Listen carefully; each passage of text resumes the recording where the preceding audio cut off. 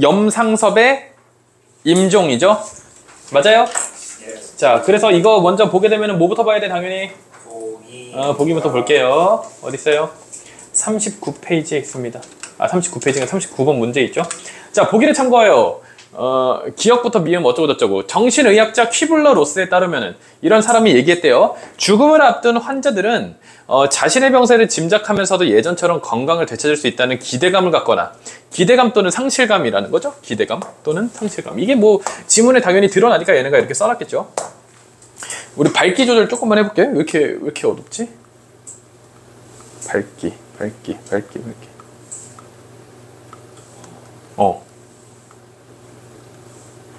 아닌데 충분히 밝은데. 자, 그냥 할게요. 자, 어쨌든 기대감을 갖거나 상실감에 빠지기도 한다. 하지만 이런 반응은 대체로 일시적이며 수용하게 된다. 그러니까 결국에는 맨 처음에는 뭐예요? 기대감 또는 플러스 뭐 또는 상실감이다. 됐어요? 이 두 가지가 무엇으로 바뀐다? 수용으로 바뀌게 된다. 됐습니까? 이렇게 된다. 그러므로 가족들은 환자의 감정에 공감하고 환자의 요구를 존중하되 환자를 보호하려고 정확하게 알리는 것을 미뤄서는 안 된다. 왜? 환자가 자신의 상태를 수용할 수 있도록 시간적 여유를 줘야 된다. 왜냐면은 기대돼. 뭐 다 나을 것 같아. 그래가지고 나 이것도 살래 저것도 살래. 아니, 상실감. 내 인생은 망했어 젠장 이러고 있어. 근데 이 두 가지를 다 그 보호자들이 다 받아들여줄 게 아니고 이 반응을 보고서 결국엔 이 사람이 어디로 갈 거야? 수용으로 갈 거라는 걸 알기에 이것에 대해서 너무너무 다 들어주려고 할 필요 없다. 이런 얘기 하는 거예요. 됐죠? 그러면 그 제목도 임종이고 내용도 이러한 거를 보니까 우리가 뭘 추측할 수 있어? 죽음을 앞두고 있는 사람이 어떤 심리적인 변화를 겪겠어? 기대를 겪을 수도 있고 상실을 겪을 수도 있는데 이것들이 다 어디로 빠진다? 수용으로 빠지게 된다. 됐어요? 빠르게 가봅시다. 향유고래 저리가. 길어. 됐나요? 가봅시다. 좋아요. 큰 산소의 아버지 옆에 자, 큰 산소의 아버지 옆에 내가 들어갈 자리는 하나 넉넉히 되지만은 장비, 얘들아 장비 뜻 뭐래 얘들아? 장비 뭐야? 장사비용. 장사비용이에요. 장사비용. 그러니까 나를 장사 지내는 그 비용은 터무니가 없어요. 이런 세대에 뭐 볼 거 있어. 간략히 화장이나 하세요.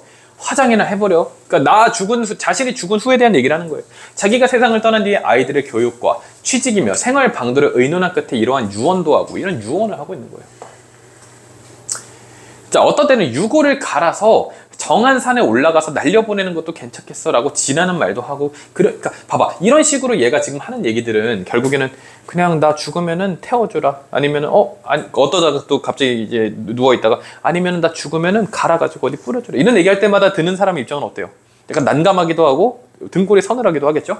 그러니까 이 말을 하고 있는 이 사람은 결국에는 죽음을 앞두고 있는 사람인 거죠. 그러나 그런 유언은 언제나 한 번은 죽을 거니까 이 기회에 미리 자신의 의사표시를 해서 두자는 거지, 다시는 일어나지 못할 거야 라는 각오를 하는 건 아니야. 그러니까 이게 포인트죠. 얘가 언젠가는 죽을 거니까 내가 언젠가 그렇게 죽는 날에 이렇게 해줘 라는 뜻이지, 나는 다시는 못 일어나, 그냥 이대로 죽어버릴 거야, 이건 아니라는 거예요. 그러니까 이 말이 뜻하는 거는 이 사람은 결국에는 죽음을 희망하니까 이런 얘기를 하는 거야? 그게 아니라는 거예요. 이 사람이 희망하는 건 뭐예요? 다시 일어나고 싶은 마음이 있는 거예요. 그럼에도 불구하고 이런 얘기를 그냥 한다는 거예요. 주사의 힘으로 버텨나가거니 하는 불안은 있으나 주사를 놓고 나면은 부축을 하더라도 앉을 수 있는 것을 보면 자기의 원기에 대한 자신감이 또 생기고, 또 어때요? 자신감이 생기고 능히 소복되리라는 새 희망도 비치는 것이었다. 그러니까 이런 뭐예요? 이 희망은 당연히 기대감과 연결될 수 있겠죠. 그러니까 결국에는 지금 죽음을 앞두고 있는, 또는 죽음과 굉장히 가까이 있는 사람에 대한 심리적인 게 굉장히 잘 묘사가 되고 있죠. 이해가요? 이해가지? 그런 것들이 나오고 있다. 사실 어제 퇴원을 하느니 마느니, 퇴원을 할래 말래 한참 부산하는 통에 C 인물이죠. 염상섭 시인이 아니죠. 염상섭 작가의 작품들 특징 중에 하나가, 근데 사실 염상섭 작가뿐만 아니고 이 시대, 과도기 시대 때 여러 작가들이 어떤 표현을 많이 썼냐면요, 그 어떤 인물을 B군, 예를 들어 C 이런 식으로 많이 사용을 했어요. 그래서 대표적인 작품으로 B사감과 러브레터 이런 작품들도 있거든요. B사감 이런 식으로 인물의 이름을 알파벳화했다는 거는 어떤 의미를 갖고 있을까 얘들아? 굉장히 일반적인 그냥 국어론적인 얘기인데 인물의 알파벳화했다는 건 어떤 의미를 갖고 있을까? 인물의 알파벳화했다는 거는 두 가지가 될 수 있어요. 예를 들어서 그 인물에 대해서 우리가 자유롭게 상상할 수 있는 기회를 주죠. 왜냐하면 사실 사람의 이름이라는 거는 어떤 편협한 생각을 가질 수 있게 하는 역할도 있거든요. 예를 들어서 사람을 비하하는 건 아니에요. 예를 들어 여고생 곽두팔 이거 웃잖아. 뭔가 이상하지? 아니면은 조직 보스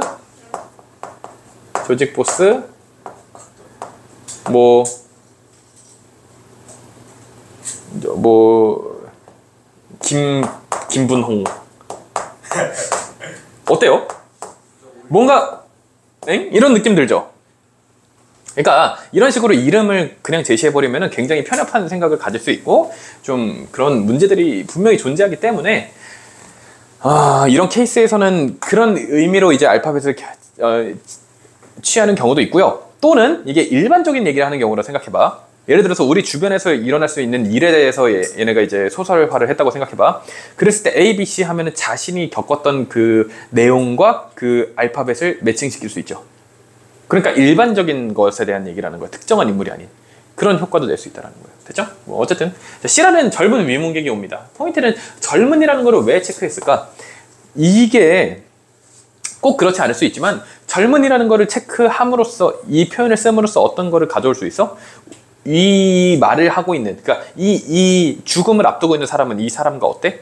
상반되는 이미지를 갖고 있겠죠. 젊지 않겠죠? 젊은 위문객이 옵니다. 그러면 이 젊음은 죽음보단 뭐에 가깝다? 생에 가깝다. 이때까지 서둘던 가족들이 무색하리만큼 병인은 내일부터라도 일어날 듯이 수작질을 하는 겁니다.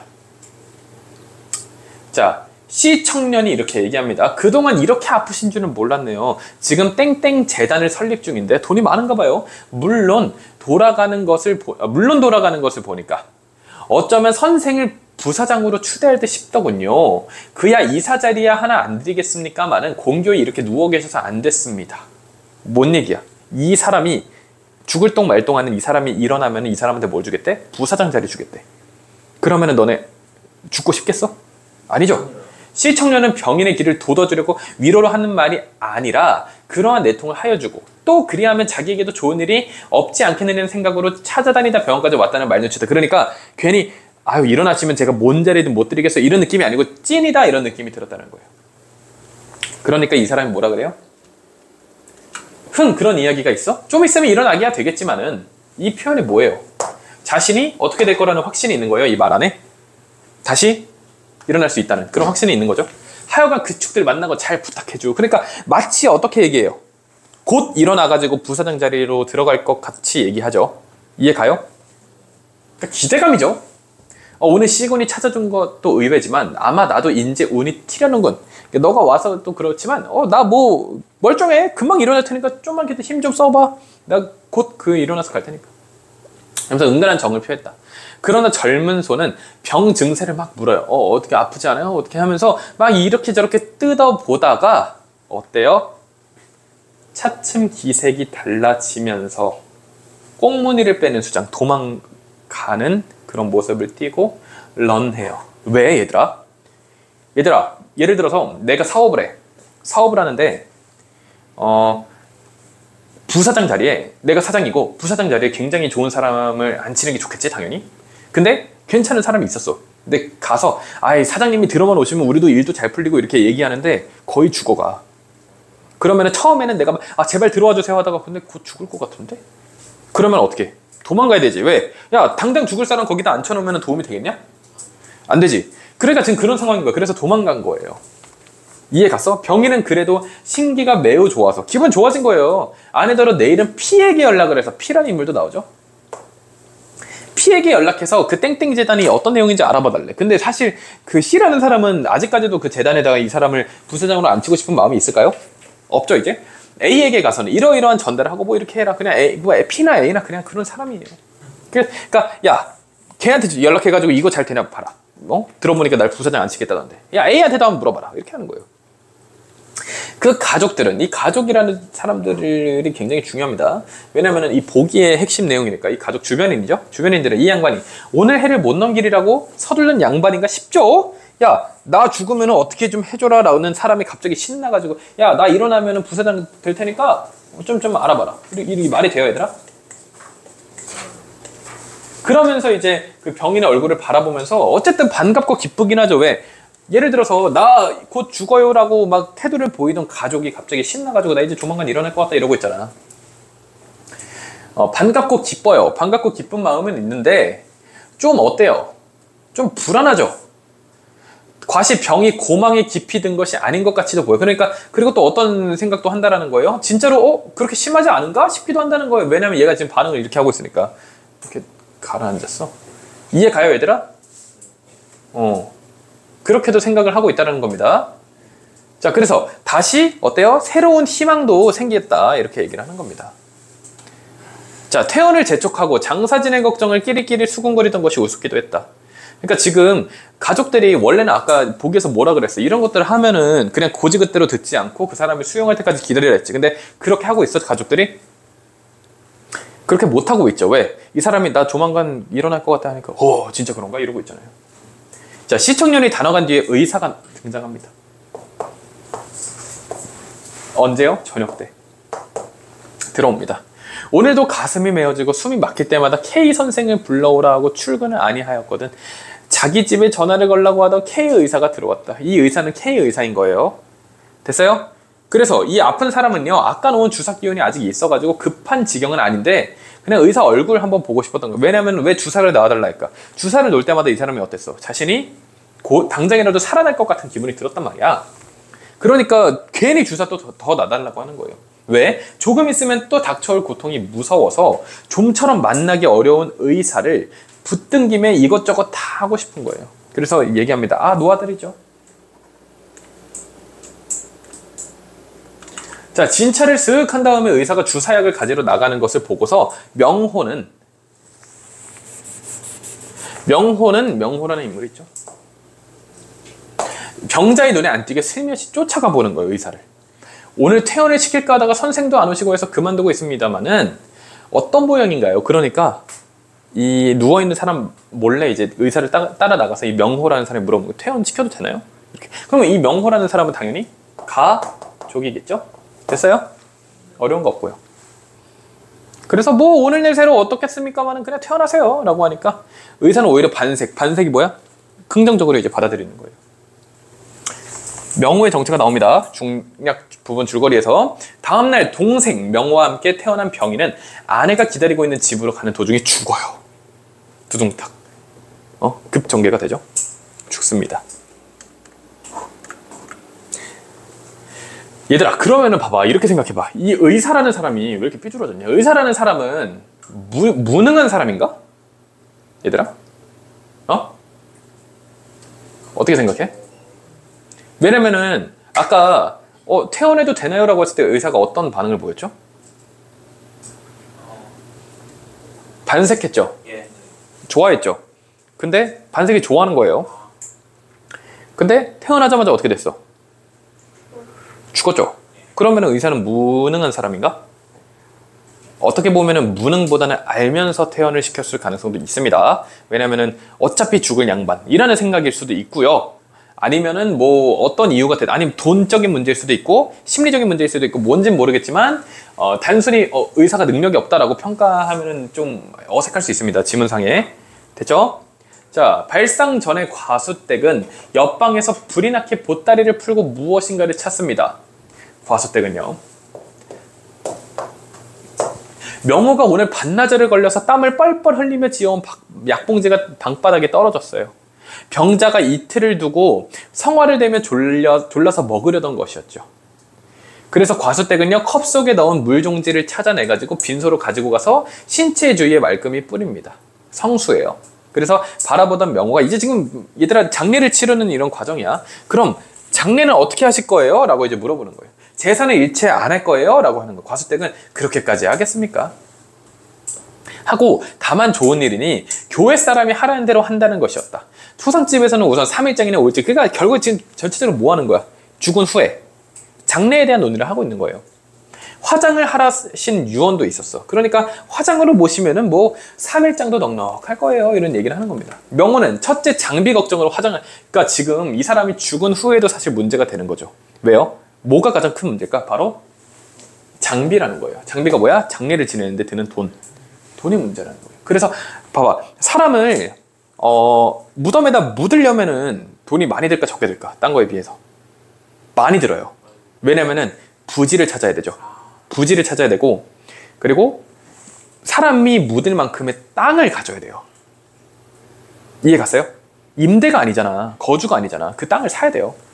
근데 화장을 하면요, 거의 너네 그 유골함 모신 데 가봤어요? 유골함? 그 화장한 그 유골? 그러면 거의 무슨 아파트처럼 이렇게 층층층층층층 돼 있는 거 알아요? 그래가지고 원래 그래요. 그 눈높이보다 낮은 데는 그 칸별로 가격 다른 거 알아요? 사람이 서서, 그러니까 유골함 가봤어요? 이렇게 유골함들이 이렇게 있는 거?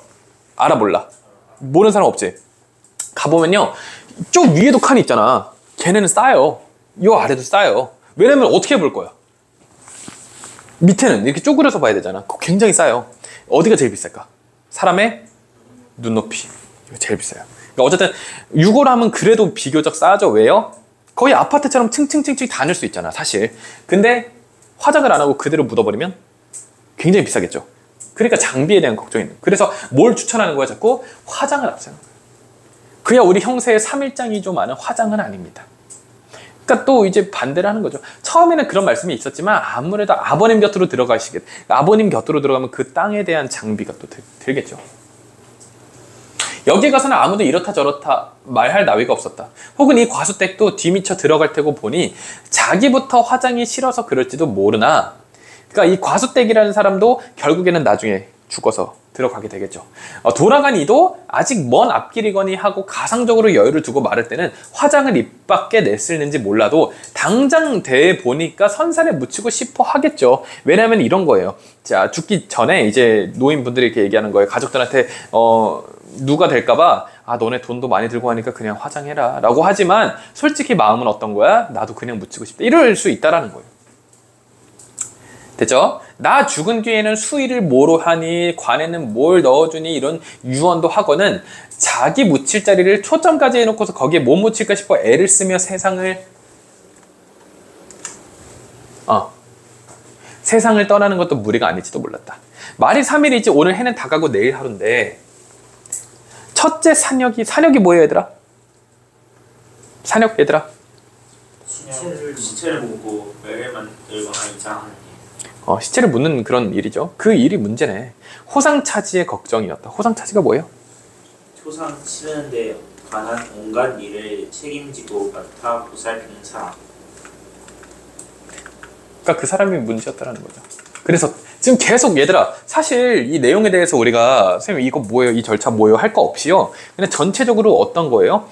사후에 생겨나는 굉장히 일반적인 문제에 대한 얘기를 하는 거예요.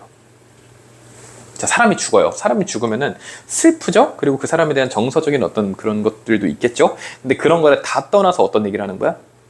돈이 문제예요. 왜? 사람이 죽으면은 거기에 들어가는 장례비가 만만치 않다라는 거야.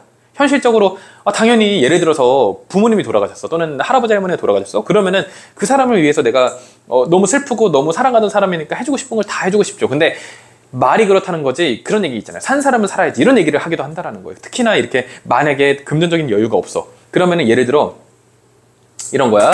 예를 들어 너네가 엄청 사랑하는 사람이 있어. 근데 그 사람이 죽으면 너네들이 돈을 다 내야 된다고 생각해봐. 근데 그 사람이 죽기 전에 이렇게 얘기해. 너무너무 사랑하는 사람이야 너네가. 근데 그 사람이 이렇게 얘기하는 거야. 내가 죽으면 그래도 한 번 살다 가는 건데 금박으로 된 옷을 입혀주고 금괴도 좀 넣어주고 다이아몬드 반지도 좀 끼워주고 하고 딱 죽었어. 그러면 어떤 생각 들어? 너무너무 사랑하는 사람이니까 해주고 싶겠죠? 근데 돈이 어딨어. 그러니까 극단적인 얘기를 하는 거야. 그런 것처럼 이 사람들도 만약에 정말로 이기적이어서 그럴 수도 있지만 사랑하는 거랑 별개로 자신이 먹고 살 게 없는데 어디서 이 장례비를 마련할 것인가에 대한 문제도 될 수 있다는 거예요. 또는 그냥 이기적인 행태일 수도 있고 돈이 있는데도 하기 싫어하는 걸 수도 있고 이미 죽은 사람인데 뭘 해줘? 이런 입장일 수도 있고 그러니까 그런 어떤 이유가 됐든지 간에 그런 현실적인 얘기를 하고 있다는 거예요. 연구차에 버스 한 대를 따라야 돼. 왜냐면 또 버스 따라 장례식 가봤니? 버스 이렇게 따라간단 말이야. 버스 한 대를 따라야 되고 자동차 비만해도 2대에 4만 원 그러니까 현대랑 좀 달라요. 시세가 예산을 쳐야 할 걸 이게 굉장히 비싼 비용이에요. 홍재원 화장장이면 고작 해가 5, 6천 원에 넣거할 텐데 화장이면 이렇게 되는데 없는 돈에 차값도 내야 되다니 엄청나다 이런 얘기를 하는 거예요. 화장이나 매장이나 돌아간 뒤에 이거 지금 봐봐 젊은 애들은 무슨 얘기하는 거야. 아 어차피 돌아가셨는데 그냥 대충 묻거나 싼 걸로 하지 이런 얘기하는 거야. 굉장히 슬프죠. 하지만 현실적인 얘기이기도 하고요. 그래서 여기서 우리가 봐야 될 거는 죽기 직전의 사람 심리 플러스 죽은 후의 주변인의 심리 이 두 가지를 포커스해서 읽어주면 되겠다. 자, 질문. 굉장히 수월하게 읽혔죠? 되죠? 그럼 여기까지 하겠습니다. 염상섭의 임종이었습니다. 원진구 최고의 국어학원 성공적인 입시를 위한 성공 솔루션